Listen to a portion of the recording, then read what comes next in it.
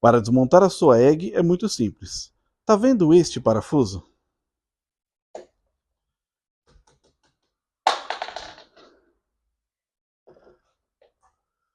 Não retire ele.